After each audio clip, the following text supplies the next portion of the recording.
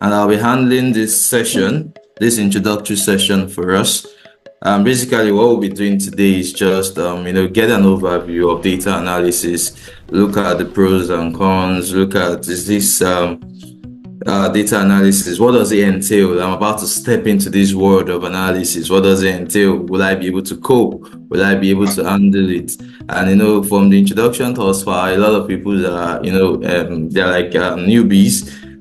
They have picked an interest in data analysis. They want to go into it. So they want this class to be like a convincing factor for them to either go into it or not. Why a couple other persons are working currently, probably I think one in telecoms, one in microfinance, and some other stuff like that. And they work with a lot of data. That's the bottom line. And they want to see whether they will need this class to be able to further equip themselves to manage and handle the data that they work with. Well, as a matter of ice breaking, right? I like to tell my story a little bit before I go into the class.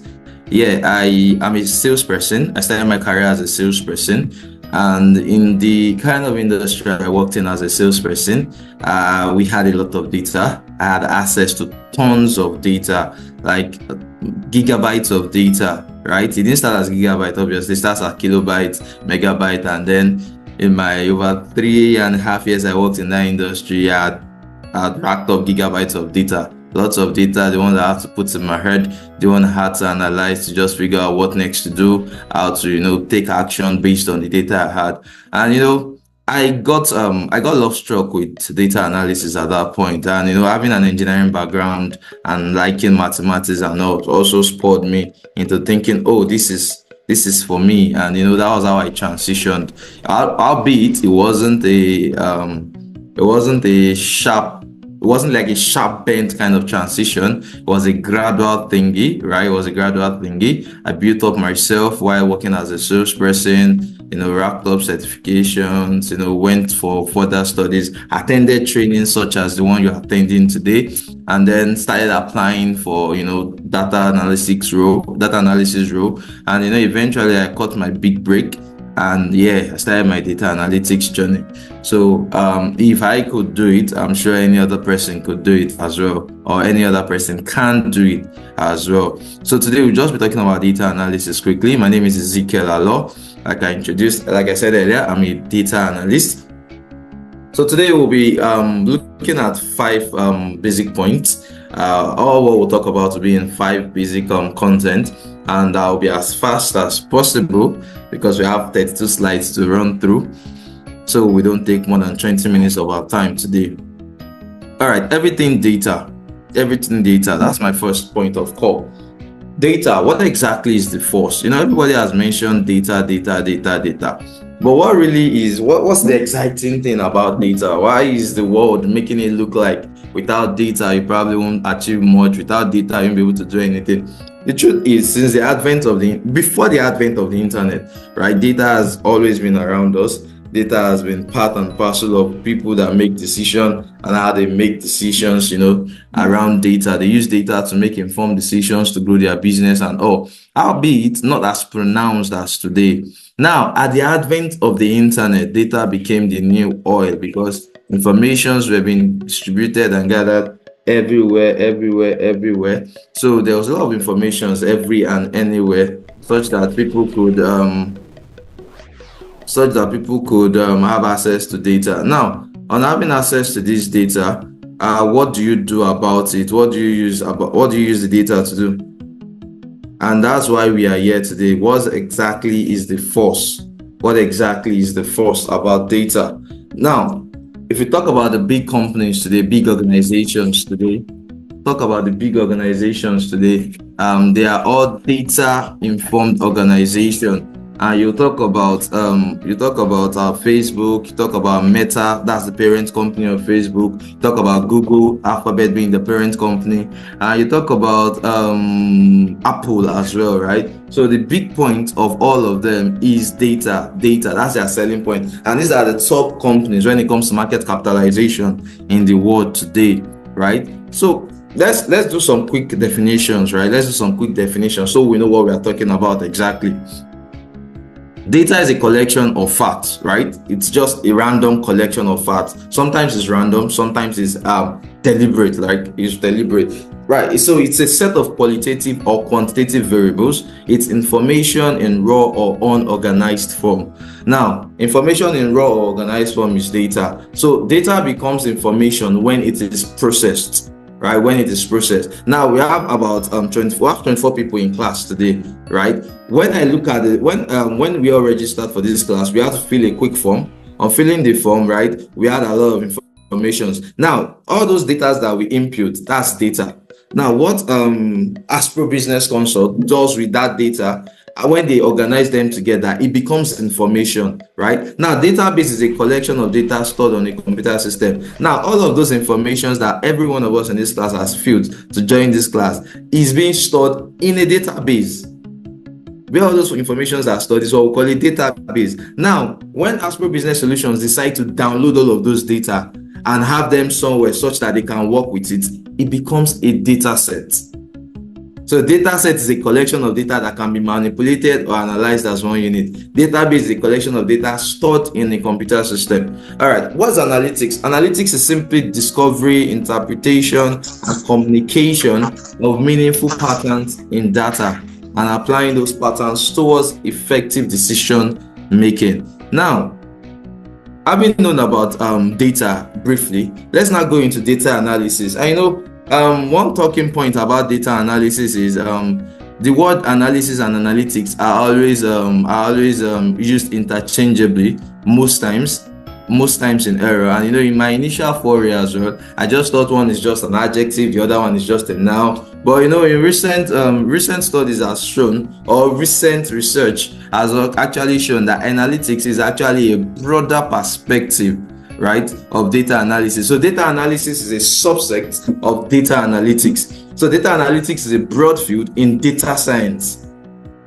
Data analytics is a broad field in data science in which experts collect data from sources to be standardized, analyzed, and interpreted. But what is data analysis? Data analysis is just a subset of the broad discipline of data analytics. It is concerned with the actual treatment of collected data. So you can see quickly the sharp difference. A data analyst works with collected data. How the data came to be is none of his business.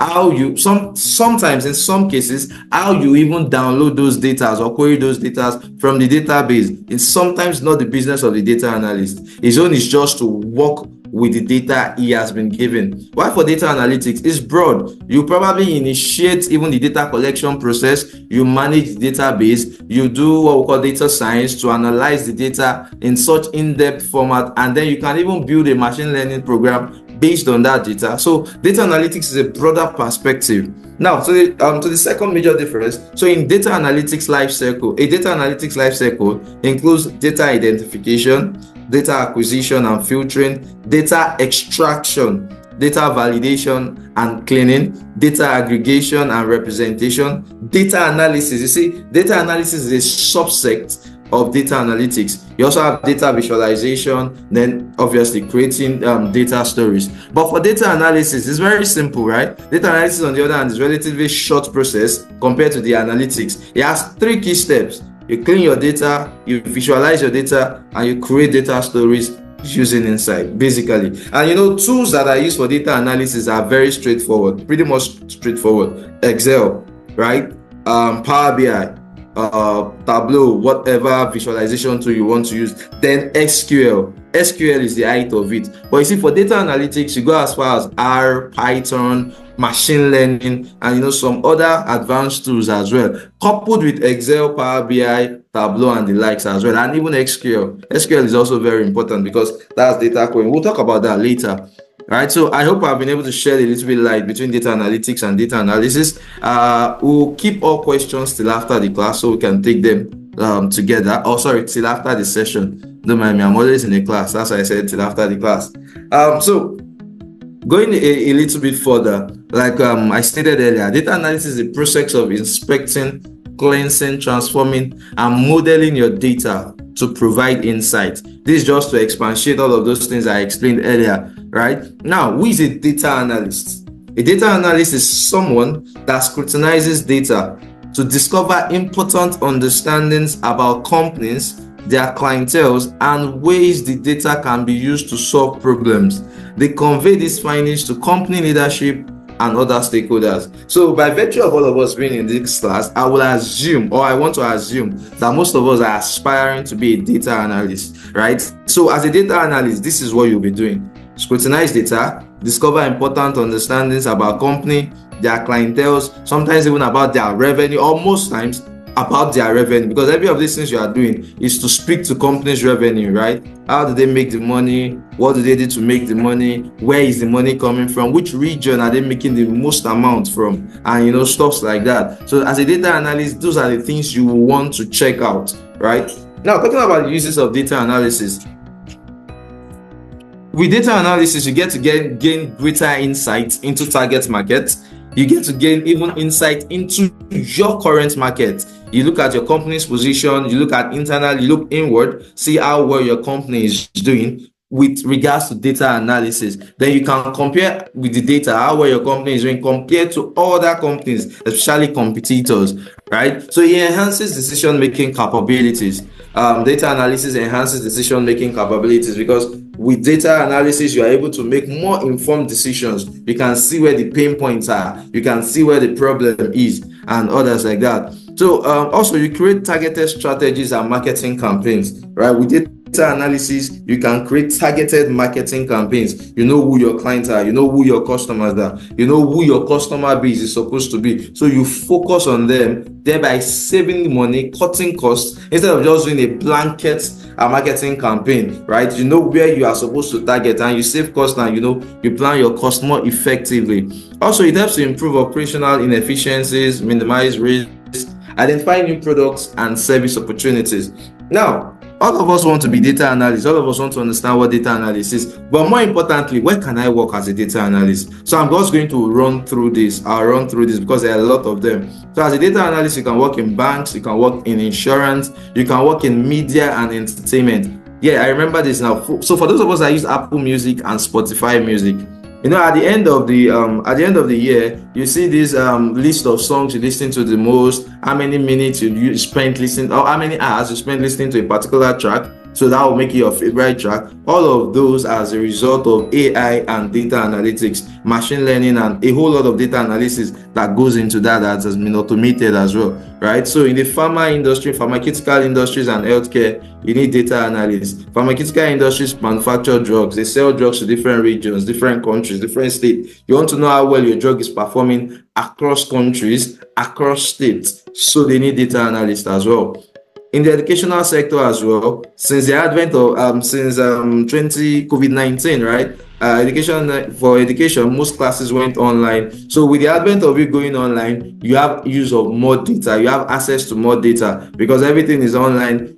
Records are taken online. So you need data analysts to actually analyze most of these data that are coming in. Also, marketing industry. I already spoke about marketing campaigns and ads and being targeted based on the data analysis that you have run. So you know how to target your customers. You know which particular section of people or class of people to target. You know what gender of people to target based on your analysis. So in marketing industry, data analysts are very key. In real estate industry as well, you need data. Manufacturing and supply chain, obviously, they need data in manufacturing because they also want to sell their product and they want to check their process to be sure their process is clean and is working as efficient as it can. Retail and wholesale as well. Yeah, you need data to see how much goods you are selling, what brand are people buying the most, and how well to stock up on them, and a couple of other things like that. Also, insurance, transportation, government, and energy and utilities. So energy cuts across oil and gas and the likes. Utilities cut across electricity, that's utility, waste management, water management, and a host of others like that. So you need analysis along all of those circles. I work in the utility sector, by the way, and yes, we have a lot of data and we get to analyze a lot of data to make a lot of decisions. Now, we've been talking data analysis. What are the types of data analysis that we have? Now, we have 4 major types of data analysis. I said four major types because recently there has been some other ones that has been spotting up as types of analysis, but there are majorly four types, right? So we have the descriptive, we have the predictive, we have diagnostic, and we have the prescriptive data analysis. Now let's take them one after the other. Descriptive analysis simply explains what happened. Like I said, as a data analyst, you don't go, you get the data, right, and you work with it. You don't initiate the data gathering process or all of those stuff most times. You don't. As a data analyst, to be precise, your work is just get the data and analyze, or collect the data and analyze. Now, when you collect the data, what do you want to look at? First things first, let me even understand what happened. Let's assume we are let's say a telecoms industry. Yeah, I think I heard someone say it works in telecom industry. A telecom industry, people recharge airtime, people subscribe for data plans, data bundles, and all sorts. Now, as a telecoms company, I want to know, where do I make the most money from? Is it from airtime recharge? Is it from data subscription? Or is it from any other packages that I run? Now, with descriptive analysis, you get to find out what exactly has happened. Where is my money coming from? Right? All of those questions are answered. And data analysis, descriptive is like the foundational type of analysis. It allows you to pull trends from raw data and succinctly describe what happened or is currently happening. Some of the data you might get might be year to date or month to date. So it helps you to understand what happened or what is currently happening. Data visualization is a natural fit for communicating descriptive analysis. So when you see descriptive analysis, most times they are always explained via visualization, or they are always communicated via visualization. So when you see your chart, you see your pie chart, you see your bar chart, you see your line chart showing trends, those forex analysis, and you see all those crypto trading and up and down movement. That's descriptive analysis, telling you what's going on currently in the market. Also, we have diagnostic analysis. Now, diagnostic analysis is taking it a step further. You are taking it a step further. Why did this happen? Why did this happen? So this type includes comparing coexisting trends or movements, uncovering correlation between variables, and determining causal relationship where possible. So diagnostic analysis is, you've seen what happened. Why did it happen? So I see that I'm making more money as a telecoms operator from data subscription. Why did that happen? Is it that I gave a buy one get two free, or did I do a pay 500 naira for 1 gig, get 1 gig extra? Was that what led to it? Or is it that people are just tilting towards, I'd rather be on WhatsApp call than recharge my line to make a phone call? So diagnostic analysis helps you to check into all of those. Then predictive analysis, this is, at this point, you know what happened, you know why it happened. So you are trying to now look at it, okay, what might happen in the future? Based on the historical data you have in tandem with the industry trends, you can make informed predictions about what the future could hold for your company. And I'm not in telecom industry, I have not seen their data before, but I can guess that the future of telecoms industry currently is in data. The telecom industry, to give the cheapest and fastest internet, would definitely make a lot of money in the nearest future, especially in Nigeria, where we seem to have epileptic internet and all like that. So you that can provide me with the best, probably even unlimited at the best price, you'll definitely be getting a lot of clients, a lot of customers, especially with the Gen Z population, because the Gen Z population is all about speed and efficiency. The millennials we can manage it, but the Gen Z is speed, efficiency, and trust me, Gen Alpha is even worse. They want things done at speed, like speed. So every of the telecoms industry will be trying to look into how they can, make more efficient that part of their operations now. Then finally, we have prescriptive analysis. Prescriptive analysis considers all possible factors in a scenario, then suggests actionable takeaways. Now, it's from prescriptive analysis that you are able to make data-driven decisions. It's from here you're able to make data-driven decisions. So that's why it's also very, very, very important, because all of the analysis we've been doing so far is not just to stay at the chart level. It's not just to be a pie chart or to be a WhatsApp chat or something, right? It's such that we are able to now make informed decision, and that's where prescriptive analysis comes in. What should we do next? Now, quickly, the data analysis process, right, is a six stage process. And the first one is you define the problem.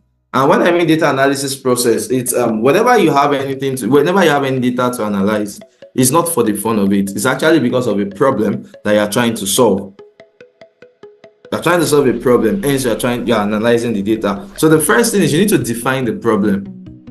In your definition of the problem, we determine what data do I need to solve this problem. So you collect that data, then you go ahead and clean the data, right?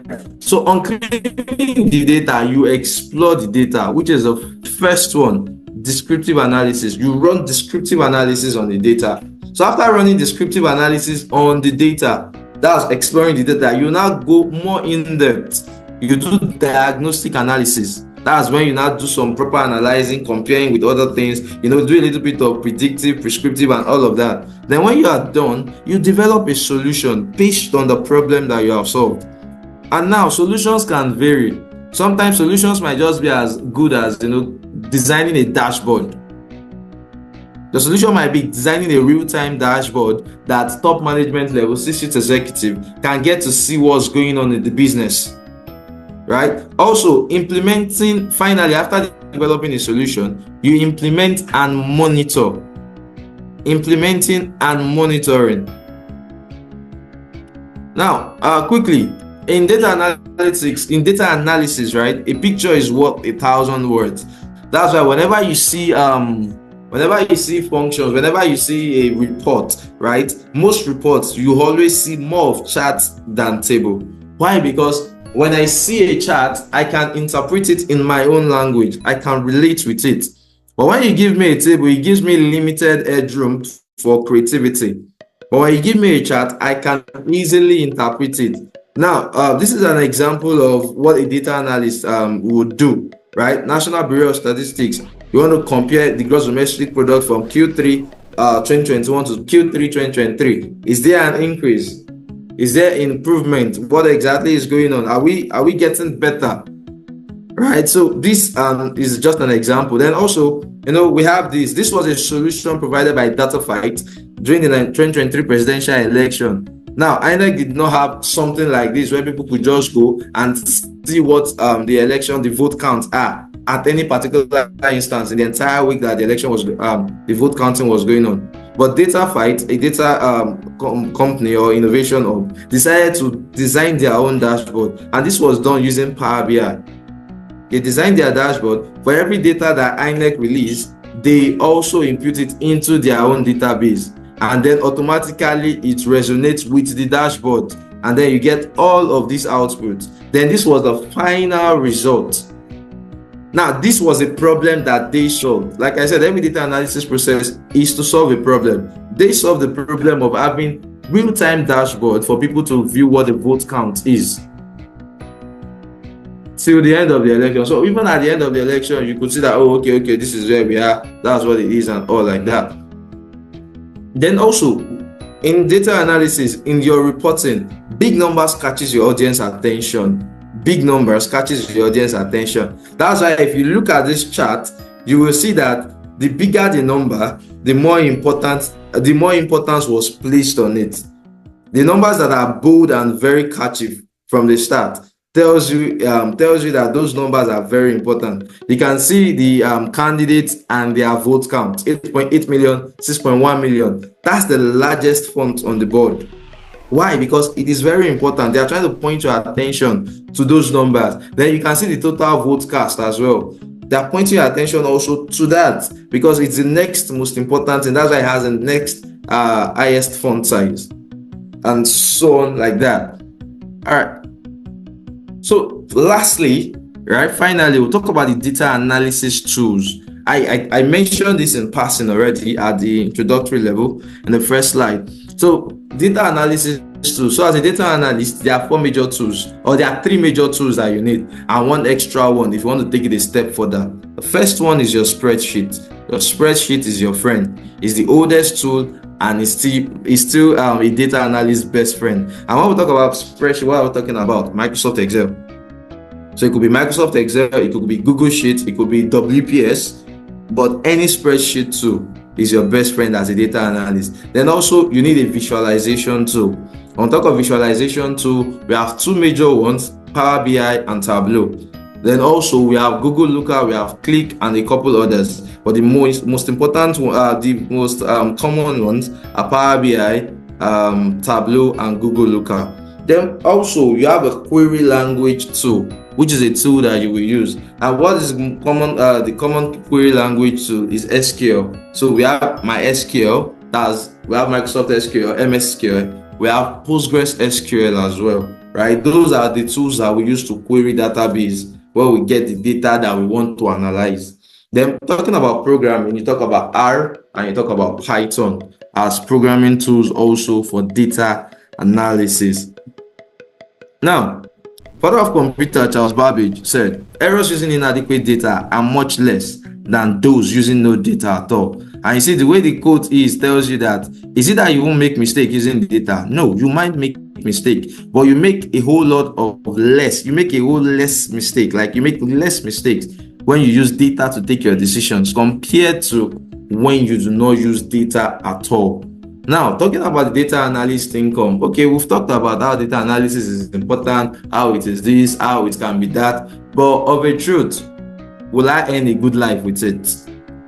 Will you earn a good life with it, whether here or abroad? Now, in Nigeria today, right? Okay, not today, sorry, as at January 23rd, when this review was done. So, a data analyst make between 163 and 705,000 naira in Nigeria today. So meaning the can average at an average of 335,000 naira per month in Nigeria today. So this ranges from entry level analyst to senior analyst, or probably team lead analytics team, or data analyst team lead, and stuff like that. Now this is Nigeria.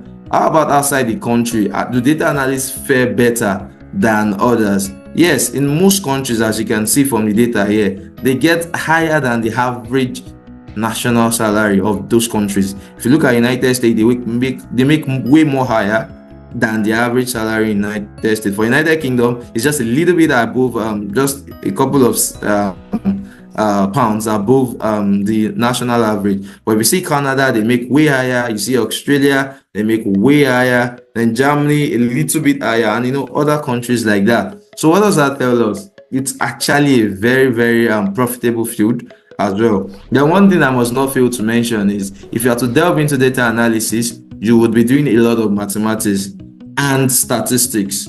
Now, the and part of the statistics is an addendum.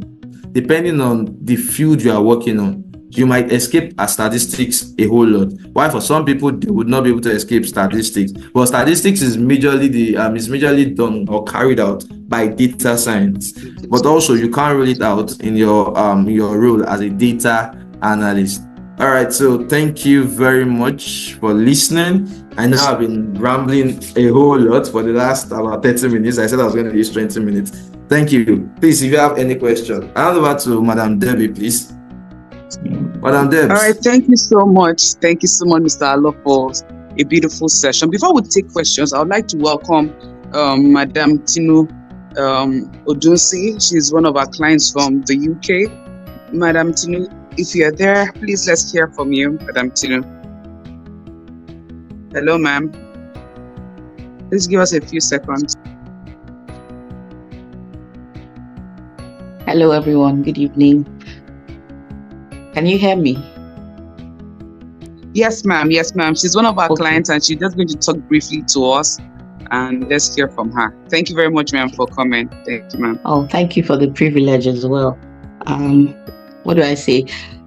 I took on this course earlier this year in February, and like many of you, in my case, I just wanted to utilize data to interpret, predict, just like Mr. Ezekiel just put us through, just to use the information. I know very well I'm not going to go into it, as a career, but I realized quickly as soon as I got here, when I was searching for jobs, every job suddenly had ability to use Tableau, one of these tools or the other, and it became so annoying, almost like I couldn't get a job without the understanding. So someday I think one of my friends just said, why are you running away from the inevitable? The whole world needs this. There's no industry you will go to where your management will not need to make decisions. And like Mr. Ezekiel put us through, everyone is depending on data to interpret, to predict the future for their companies. And one case that I remember when I was in LBS during my MBA course, I remember there was a company who had a problem with sales. They were making baby food. And one of the managers became a star overnight in one of the branches. This was in the US, by simply going into the market, one supermarket, to say to his team, let's find out why we're not selling. And they went there and they were watching. Just to tell you that data, it predated this current trend. It has always been in use.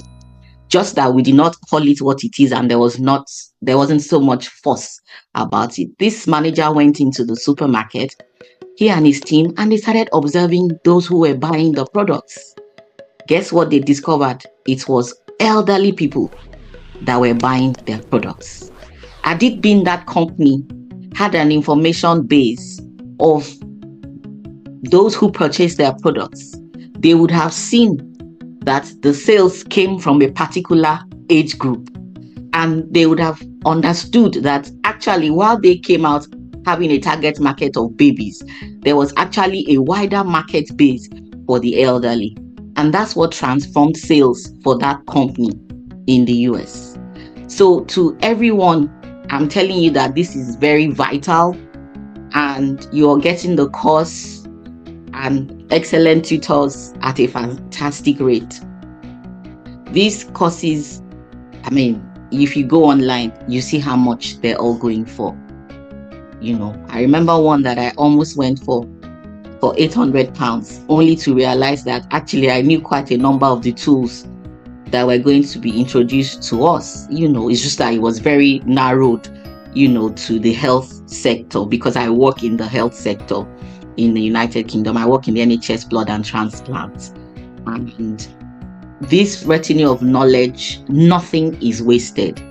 And one key thing I must tell you, you can attend 1,000 courses. If we don't utilize them, i.e. practice, we would not gain. In fact, we won't have gained anything. So while you have Mr. Ezekiel, who will take time to, go through the courses, then give you assignments, don't be like some of us in my sets who he didn't let us rest while the classes were going on. He would always single us out to show our work, see where we are. So you're getting hands-on practice. The rest is left to you to keep practicing thereafter. It is inevitable. We all need this. So even if you don't want it as a career, you actually need it for the predictive aspect or the information aspect to help decision making in your various fields. So that's my little input for today. I particularly enjoyed the sessions with the two tutors who took us when we had us in January. I'm not sure, they may be the same faculty, but it was really, really hands-on for me. Everything that was hidden to me, it was demystified. Let me put it that way. We had the privilege of going through the Excel, and I can assure everyone that is a beginner, they went from the scratch. Right from the scratch. It didn't matter that you didn't have any kind of knowledge in Excel, in pivot tables, the querying, the SQL. It didn't matter. In fact, they really took their time to get us to understand. The rest is left to you as individuals to actually practice, because that's it. If you don't practice, you don't gain that knowledge, and you're getting it at rock bottom price. So welcome aboard to everyone who chooses to join this ship. It will be much value to everyone. Thank you so much for your time. Awesome, amazing. Thank you so much, Madam Tino. Wow, that I felt it when she was speaking. So this is also a good time for you to ask all your questions. I'm going to drop our official numbers on the WhatsApp page while Mr. Ezekiel is taking the questions. So if you have any questions, please either you type your questions or just quickly raise your hand. That's going to be faster. Raise your hand. There's an icon to your bottom right where you have some emojis. They just click on it. You raise your hand and we hear from you. So if you have any questions, please feel free to ask now before we invite our lead faculty, Mr. Akinwumi Segun. If you have any questions, do we have any questions? I have something to say. Sorry, everyone. Good evening. Okay. Good evening, Mr. I'm Kelvin. Yeah. I just want first of all thank Debbie for sharing the link on the page where I clicked in. So I came a bit late. I already came when Mr. Ezekiel was talking. So I just first of all want to say that I am. I've been wanting to go into data analysis for a while now. I'm new in this, so I want to have a change of career. Right now, currently, I'm in the real estate space. I'm in sales in real estate. I work with a prop tech company, a real estate property technology company. And I want to go into data, but I've been procrastinating for a bit. And when I saw the lectures on data analysis, I said, okay, let me join to see how it is and what it is. So I'm someone that's like to, I've always been hands-on on tech one way or the other, but it's just I've not had any opportunity or drive. And with what I've learned or what I've heard today, he has been able to break down this, and it's giving me more encouragement to actually drive more. But my question is, how often? I didn't hear some parts of what he said about continuation of this class, and I didn't hear price. How much is it going to be going forward? I didn't get any of that. See if you can just throw more light on that so I can know how it is. Thank you very much. Awesome. Thank you so much, Mr. Kelvin, for sharing. So we are going to reach out to everyone on this call because you registered to be on this call. So we're going to reach out to everyone one-on-one, and you get to know more from there. So someone is asking, my question is, what does it take for one to be a good data analyst? And please note that this class continues next week, Saturday. We have it in the evenings because there are people that join in from different time zones just to incorporate everybody into one class. So from 24th, 25th, it's going to run for 5 weekends. So for everyone that is interested, we're going to reach out to you one-on-one. So no worries, we've got you covered. So Mr. Ezekiel, someone is asking, my question is that what does it take for one to be a good data analyst? Over to you, sir. All right. To be a good data analyst, I will say this in a funny way. You have to be an annoying person.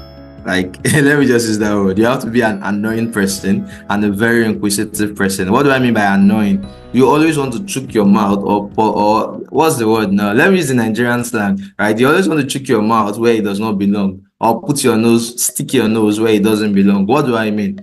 You get the data. Why is this like this? You find out. You ask again, why is it still like this? You continue. Why is it still like this? You see, talking about the data analysis tool, you see, I didn't spend a lot of time talking about the tool. The tool does not make you an analyst. What makes you an analyst is actually how inquisitive you are and how well you can apply your knowledge of those tools to solve problems. So to be a good analyst, you have to be very inquisitive, very, very inquisitive. Then for starters, know how to use Excel. Just know how to use Excel for starters. All right. Awesome. Thank you so much, sir. So we have another question from Bagu Amos. My question is, what is the difference between data for computation and data for browsing? Over to you, sir. Okay. Initially, I was thinking very far, but then I think I get it. So, data for browsing, I'm guessing you're talking about I subscribe to MTN. MTN gives me 1 gig of data, then I use it to access the internet. Data for browsing is simply like you recharge airtime on your phone, with which you use to make phone calls.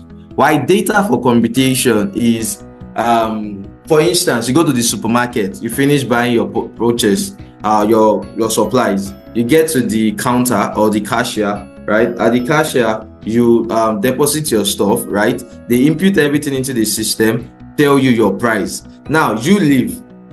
The data they inputted into the system can be collected subsequently and used to do an analysis. It can also be used for check and balance that accounts will do to make sure that products that moved out of the system is accounted for in terms of price. So that's how you get data. When you wanted to register for this class, you registered through a link. I also did the same thing, so that's how I know. You registered through a link. You filled in your name. You filled in your occupation, your I think industry you work in, and a couple other information. That is data. So all of those data that is with Aspro Business Consulting, they can analyze it to see. Okay, most of the people that register for our first sessions, for our free webinars, what are they looking for? Where exactly are they from? What industry are they at? So that will help them to target that industry next time they want to do marketing and all. So that is data for computation. And depending on the industry you belong to, your data is going to be very, very varied.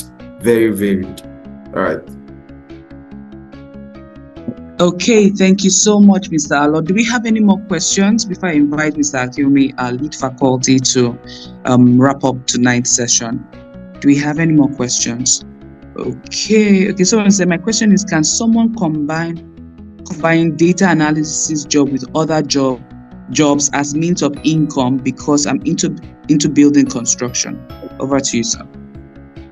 Well, yes, you can, right? I work as a full-time data analyst. Then on weekends, I teach data analysis. I mentor and I teach data analysis.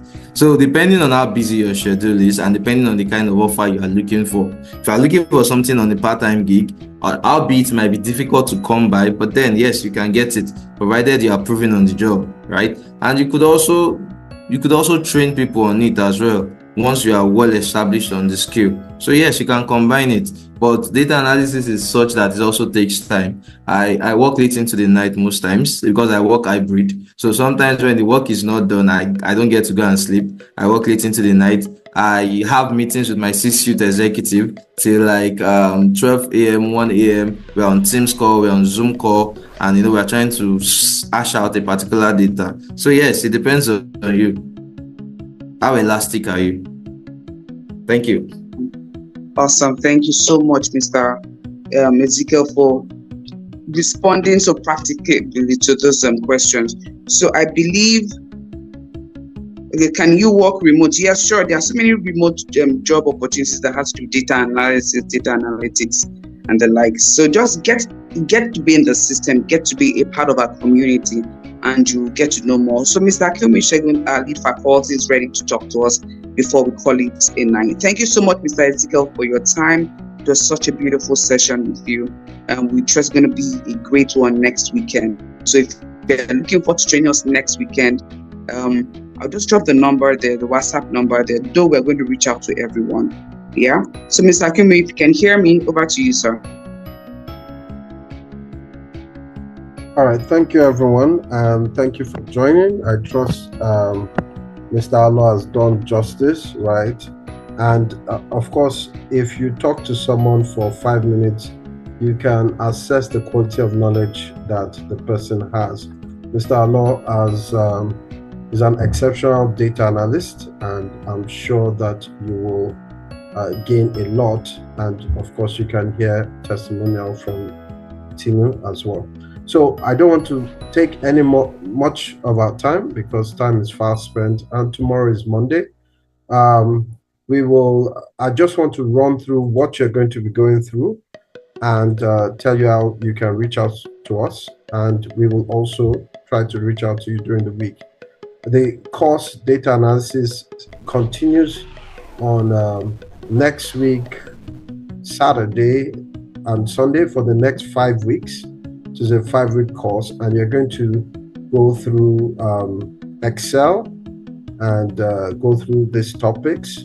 Power BI, right? And Power BI is more about visualization, and SQL is about query, and that's what this course is all about. The basic tools for data analysis. And one thing about our training is that we have a capstone project. That capstone project is what proves to us that you've actually gained knowledge. We're not after just giving you lecture. We want to be able to see that you've been able to produce something from the course, and that's why you don't get a certificate until you complete your capstone project. Some of us pass through university, some of us are in university. You don't leave university until you do a project. Why? The university has to prove that you gained something, and that's the same model we operate. So it is skill-based training, and you have very good facilitators. Now, our training continues, like we said, 24th of August, spanning this date, 2 hours, Saturday and Sunday, and it's just a weekend program, so you can accommodate it, and I'm sure you'll be able to accommodate it. Every class is recorded, so if you have to miss it for anything, you can always catch the replay and the exercises and everything. Let me say thank you, Mr. Alo. Thank you for your time. I know that today has been busy, and thank you for sharing your knowledge with all of us. Let me also say thank you to everyone that joined, and I'm sure you would have taken something out of this class.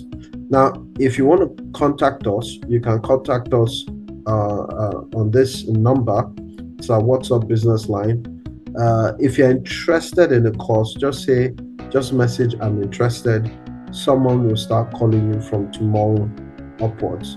So thank you for your time once again, Mr. Alo. I celebrate you. Debbie, thank you. Tinuade, if you're still on the call, I really appreciate you.